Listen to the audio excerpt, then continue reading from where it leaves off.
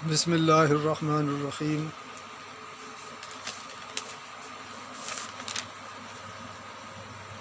ہماری گفتگو کا عنوان ہے اللہ کو کس نے پیدا کیا۔ اللہ کو کس نے پیدا کیا، یہ سوال کبھی کبھی سننے کو ملتا ہے، جو کبھی تو فطرتاً ذہن میں اٹھنے والا سوال ہوتا ہے اور کبھی کبھی ضرورت سے زیادہ عقل کے استعمال کا نتیجہ ہوتا ہے، اور یہ ہمیشہ سے وہ ہوتا آیا ہے جس کا مشاہدہ مختلف اشکال میں ہوتا رہا ہے۔ اسی بات کا نتیجہ ہے کہ انسان جب خدا کی ذات کو عقل کی ترازو میں تولتا ہے اور اس کا کوئی نتیجہ برآمد نہیں ہوتا تو سرے سے خدا کی ذات کا منکر ہو جاتا ہے۔ اس نظریے کی حامل آج دنیا کے اندر خاطر خواہ تعداد موجود ہے۔ اس میں کچھ تو وہ ہیں جو مستقل طور پر خدا کے وجود کے ہی قائل نہیں ہیں، اور کچھ وہ ہیں جو ہمیشہ تذبذب کے شکار رہتے ہیں۔ وہ اگرچہ مذہبی رسم و رواج بھی ادا کرتے رہتے ہیں، لیکن خدا کی ذات کے تعلق سے وہ شکوک و شبہات میں مبتلا رہتے ہیں۔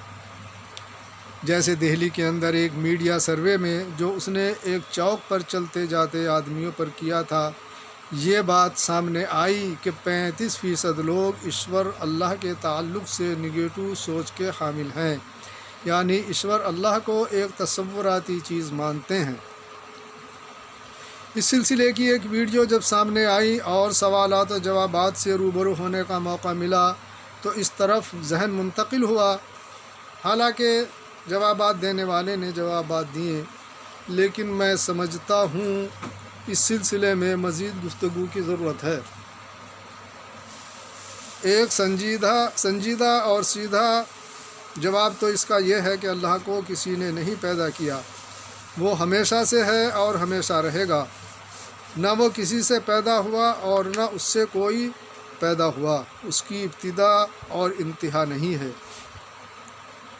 لیکن چونکہ یہاں عقل کے ذریعے خدا کو سمجھنے کی کوشش کی جا رہی ہے، اس لیے اس کے کچھ دلائل سامنے لانا ضروری ہے۔ تو آئیے ہم اس سلسلے میں کچھ نکات کی طرف چلتے ہیں۔ پہلے تو ہم اس نقطے کی بات کرتے ہیں جس کو مفسرین حضرات نے وحی کے ذیل میں بیان کیا ہے۔ اللہ تعالیٰ نے ہر چیز کا ایک دائرہ کار بنایا ہے۔ آنکھ، ناک، کان، زبان، ہاتھ اپنے اپنے دائرہ کار ہی میں رہ کر کام کرتے ہیں، اس کے باہر وہ کام نہیں کرتے۔ مثلا دیکھنے کا کام آنکھ کا ہے، یہ کام کان یا زبان نہیں کر سکتے۔ سننے کا کام کان کا ہے، یہ کام آنکھ نہیں کر سکتی۔ ذائقے کا پتہ لگانا زبان کا کام ہے، یہ کام ہاتھ سے نہیں لیا جا سکتا۔ اگر آپ آنکھ بند کر کے صرف ہاتھ سے کسی چیز کے کلر یعنی رنگ کا پتہ لگانا چاہیں تو نہیں لگا سکتے، کیونکہ یہ کام ہاتھ کا نہیں بلکہ آنکھ کا ہے۔ اسی طرح اگر آپ کسی چیز کے نرم سخت کا پتہ آنکھ کے ذریعے صرف دیکھ کر لگانا چاہیں تو نہیں لگا سکتے۔ جس طرح ان تمام حواس خمسہ کا ایک دائرہ کار ہے، اسی طرح عقل کا بھی ایک دائرہ کار ہے، یعنی کام کرنے کی حدود اور سیما۔ خرابی کہاں پیدا ہوتی ہے؟ خرابی وہاں پیدا ہوتی ہے جب ہم عقل سے وہ کام لیتے ہیں جو اس کے دائرہ کار یعنی سیما سے باہر ہیں۔ یہ بات کہی جا سکتی ہے کہ واہ صاحب، عقل کے ذریعے تو انسان چاند پر پہنچ گیا، بڑی بڑی حیرت انگیز چیزیں ایجاد کر کے دنیا کو اپنی مٹھی میں کر لیا۔ عقل میں نہ آنے والی بات عقل سے ایجاد کر دی گئیں۔ عقل سے بڑی تو کوئی چیز نہیں ہو سکتی۔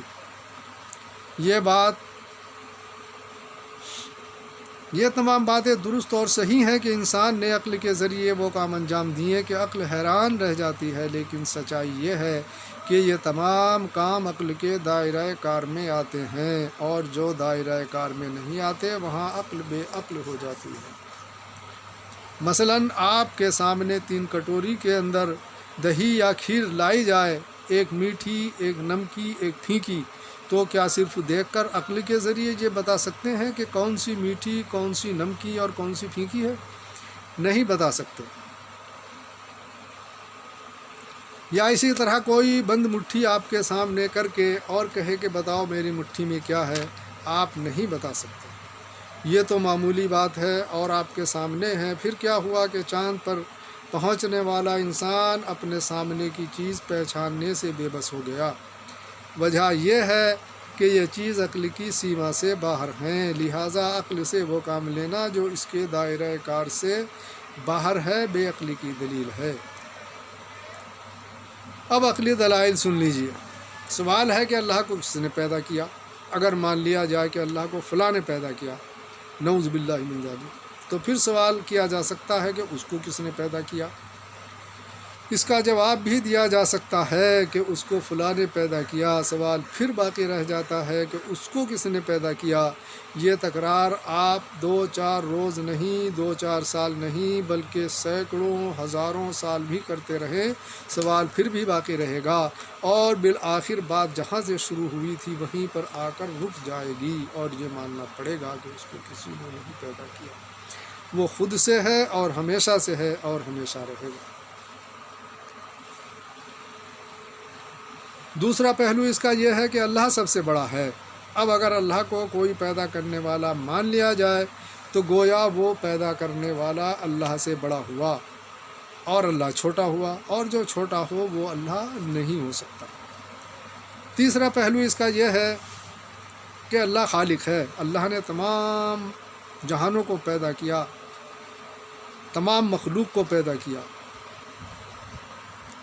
اس لیے اللہ کے علاوہ ہر چیز مخلوق ہے۔ اگر اللہ کو بھی پیدا کرنے والا مان لیا جائے تو خدا خالق کہاں رہا، پھر تو مخلوق ہوا، محتاج ہوا، کمزور ہوا، اور جو محتاج ہو، کمزور ہو، مخلوق ہو، وہ اللہ نہیں ہو سکتا۔ لہٰذا اللہ تعالیٰ خالق ہے، اس نے تمام مخلوق کو پیدا کیا ہے، اس کو کسی نے نہیں پیدا کیا، وہ زبردست قدرت والا ہے۔ چوتھا پہلو اس کا یہ ہے کہ اگر آپ عقل کے ذریعے خدا کی ذات کو سمجھنا چاہتے ہیں تو گویا آپ خدا کی ذات کا احاطہ کرنا چاہتے ہیں، اور یہ بات واضح ہے کہ جس چیز کا عقل احاطہ کر لے وہ چیز محصور ہوتی ہے، اور محصور چیز پر محاصر کو تصرف حاصل ہوتا ہے۔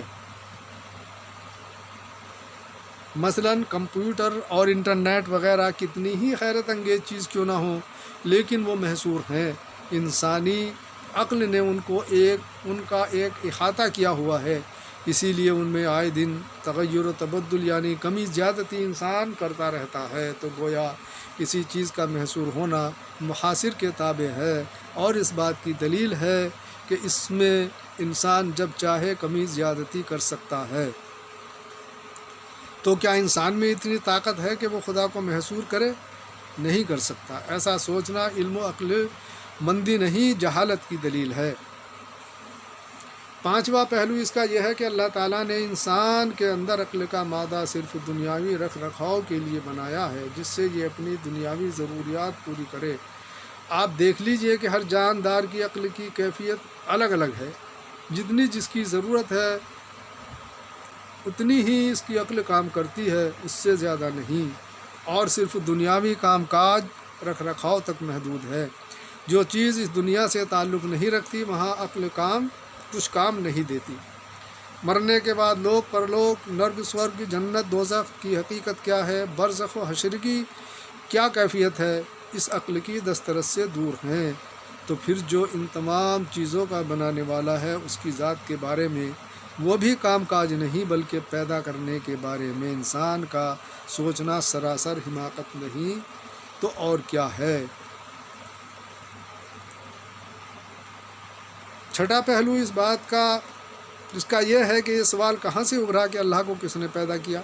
ظاہر بات ہے کہ یہ غیر معقول اور غیر ضروری سوال عقل کے اندر پیدا ہوا، تو دیکھتے ہیں کہ یہ عقل آخر ہے کیا چیز جو اس ذات کے بارے میں سوچتی ہے جس نے خود عقل کو پیدا کیا، جبکہ عقل کی حقیقت ایک پیدا کرنے والے کے مقابلے میں اتنی بھی نہیں جتنی سمندر کے سامنے قطرہ اور پہاڑ کے سامنے ذرہ۔ پھر یہ ذرہ پہاڑ کو اور قطرہ سمندر کو کس بنیاد پر جانچنا چاہتا ہے؟ دیکھیے عقل کا محور دماغ ہے۔ دماغ کیا ہے؟ ایک حقیر مادہ جو سڑ سکتا ہے، خراب ہو سکتا ہے، لوگوں کی تکلیف کا باعث بن سکتا ہے، اور نہ ہی قیمت کے اعتبار سے کوئی قیمتی کہ بہت بیش قیمتی شے ہے۔ 50 روپے کا اس سے بڑا قصاب کی دکان پر خون ملتا ہے۔ ایسا بے حقیر مادہ اگر اس ذات کے بارے میں سوچے اور اس کو پرکھنا اور جانچنا چاہے جس کا نور تمام عالموں کو محیط ہے، تو سوچو اس سے بڑھ کر اور کوئی مورختہ ہو سکتی ہے؟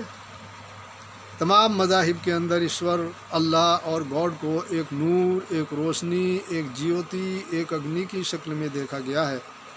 حالانکہ یہ بھی ایک مخلوق ہیں جو ہماری ذہنی تصوراتی کیفیت کی دین ہیں، جبکہ حقیقت یہ ہے کہ وہ صرف اور صرف ایک نور ہے جو تمام جہانوں کو محیط ہے اور عقل انسانی سے ماورا ہے۔ دماغ جیسا حقیر مادہ اس کو محیط نہیں کر سکتا۔